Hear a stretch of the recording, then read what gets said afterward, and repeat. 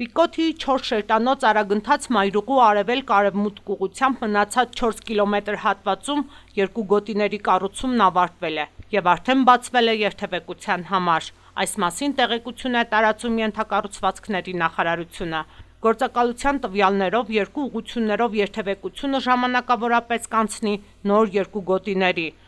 Մեկ գոտին կծառայի արևելքից արևմուտք, իսկ մյուս գոտին արևմուտքից արևելք երթևեկությամբ։ Երթևեկության անցումից անմիջապես հետո կսկսվեն նույն հատվածում գտնվող հին ճանապարհի վերակառուցման և գլխավոր ճանապարհի կառուցման աշխատանքները։ Նախագծի շրջանակներում կկառուցվի երկշերտ արագընթաց մայրուղի և նոր 5 կամուրջ։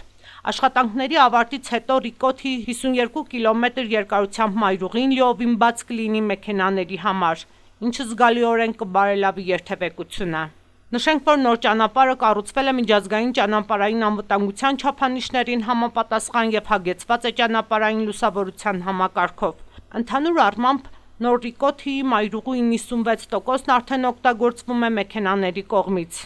Ռիկոթի մայրուղու շինարարությունն իրականացվում է Ասիական զարգացման բանկի, Եվրոպական ներդրումային բանկի և Համաշխարհային բանկի վարկերով և պետական բյուջեի համաֆինանսավորմամբ։ Աշխատանքների ընդհանուր արժեքը կազմում է մինչև 2.6 միլիարդ լարի, ասվում է ենթակառուցվածքների նախարարության հաղորդագրության մեջ։